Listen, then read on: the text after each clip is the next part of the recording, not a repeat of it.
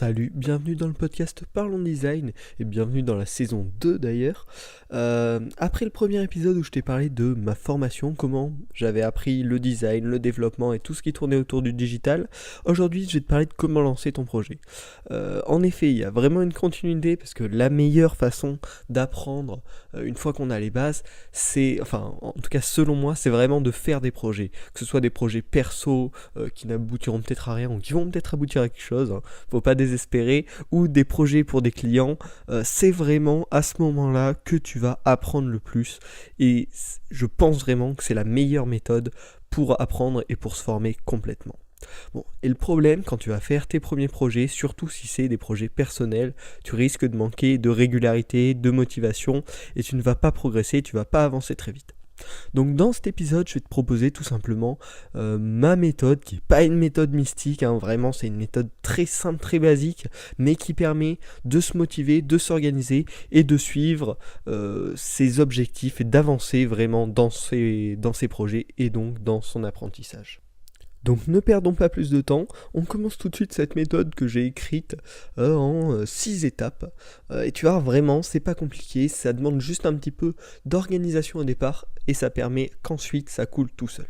Donc déjà, le premier point quand tu vas vouloir commencer ton projet, c'est de clarifier tes objectifs, définir le projet, vraiment qu'est-ce que tu veux créer, l'écrire avec du texte, tu t'ouvres un document texte, une note et t'écris vraiment le but du projet et qu'est-ce que tu veux qu'à la fin, une fois que t'es fini ou du moins que les objectifs minimaux, les chiffres que tu veux atteindre avec ce projet-là.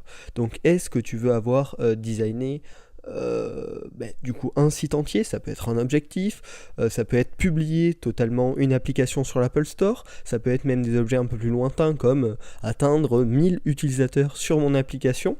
Voilà. En tout cas, de bien clarifier tes objectifs et en plus des objectifs, bien évidemment, clarifier l'idée de l'application, donc la décrire, dire ce qu'elle doit faire, quelle fonction elle doit remplir. Donc ça, c'est la première étape qui est très simple. Ensuite, la seconde étape, c'est de s'imposer un état final de version. Je vais prendre directement l'exemple de mon application, donc l'application Sésame qui est un gestionnaire de mots de passe.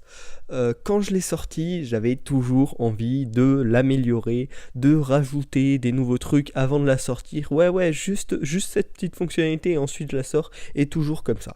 Et ça peut être repoussé indéfiniment jusqu'au moment où tu t'aperçois qu'il y a un petit souci avec ton appli, cette idée c'était pas bon, ça sert à rien, tu vas retourner en arrière, tu ne vas pas avancer et elle ne sera jamais publiée. Donc ce que je te conseille vraiment de faire, c'est de t'imposer un état final de version. La façon dont je le dis est pas très claire, j'ai pas trouvé de meilleure façon, mais en gros, tu clarifies sur une liste les fonctionnalités que ton application va devoir avoir pour atteindre la version 1.0 et tu n'en rajoutes sous aucune raison.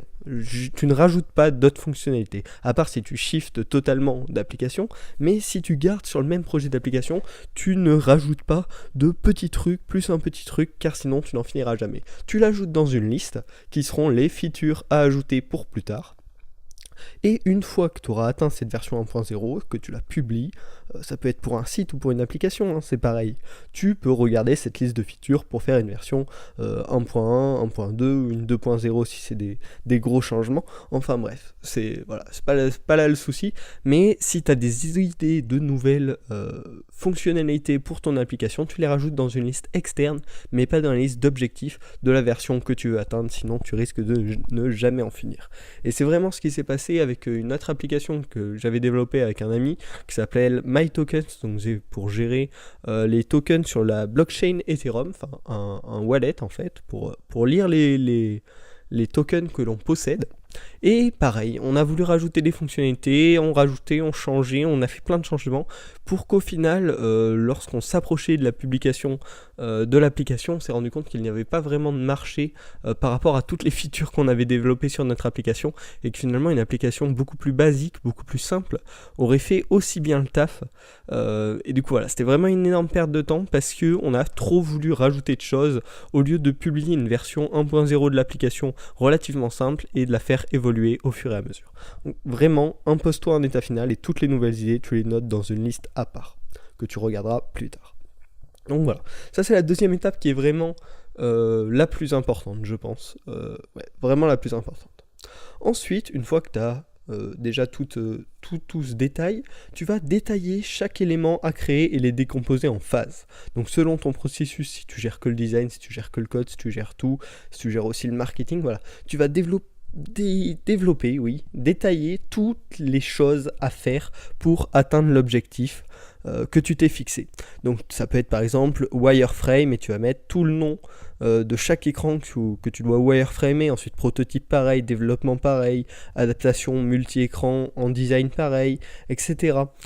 Si tu as bien sûr la phase de recherche pareil, tu vas la détailler, donc phase de recherche, si tu as l'habitude, voilà, fichier de recherche basique, ensuite recherche avancée, enfin bref, tu détailles exactement les éléments à décomposer et en fait ça te permettra de savoir ce que tu as à faire et pas de te dire ok, il faut que j'avance sur mon projet mais je sais pas sur quoi avancer, parce que tu vois, sur un projet il y a énormément de choses à faire et donc tu risques de dire ok, j'avance mais tu sais pas quoi faire et du coup tu ne te lances pas, tu ne fais rien.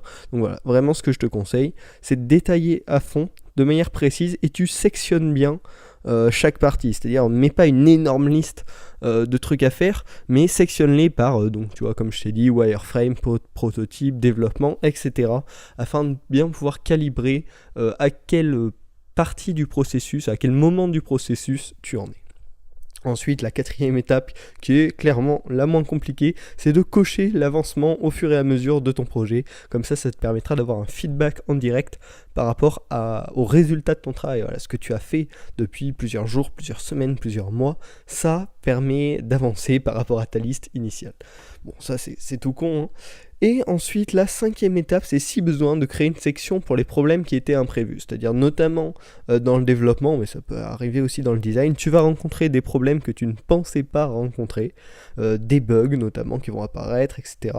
Donc là, tu mets une section bugs, soucis à résoudre, que tu mets peut-être en bas de ta liste ou séparément du moins, et à certains moments quand tu vas avoir un petit peu trop de choses dans cette liste, tu vas régler tout ça et ensuite tu pourras recontinuer ton processus normal.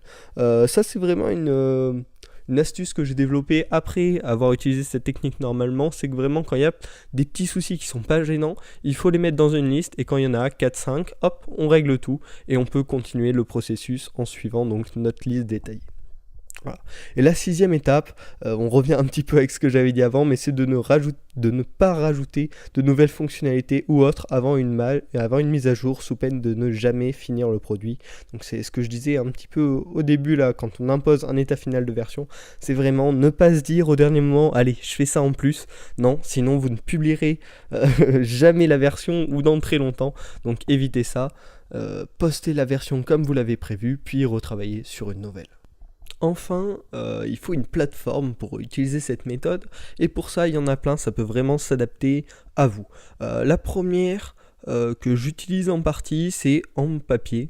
Vous utilisez des post-it, un tableau, et vous notez donc tous ces trucs. Avec des post-it, vous pouvez même justement séparer les différentes sections sur différents post-it. Comme ça permet, hop, vous cochez sur le post-it, et puis une fois qu'une section, une partie de votre processus est finie, vous pouvez carrément rayer le post-it, et vous voyez bien clairement sur votre tableau que toute une partie du processus est fait. C'est vraiment très satisfaisant. Et c'est une première solution, il faut un petit peu de place pour ça. Je vous conseille, moi ce que j'avais fait, c'est en gros un tableau en carton, un peu, assez grand, blanc, et sur lequel je posais mes post-it. Mais voilà, je l'avais accroché au mur, ça prenait un peu de place, mais c'est vachement utile, vachement visuel en fait, et vachement agréable. Ensuite, vous pouvez également le faire avec une application sur votre ordi ou sur votre téléphone, donc par exemple avec l'application Note d'Apple ou Evernote ou n'importe quelle application sur laquelle vous pouvez mettre en gros les petits checks là avant une ligne. Donc ça aussi c'est vachement utile, je l'ai testé, ça marche vachement bien. Il y a également la solution de faire un tableau virtuel. Donc par exemple avec Trello, qui est une application justement pour gérer ses tâches sous forme de tableau, ou si vous avez plus l'habitude, si ça vous arrange plus, sous forme de fichier Excel, donc un tableau classique quoi, où vous cochez au fur et à mesure.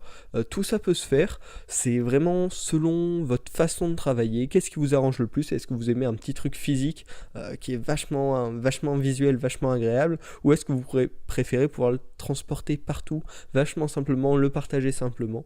Voilà, c'est selon votre choix.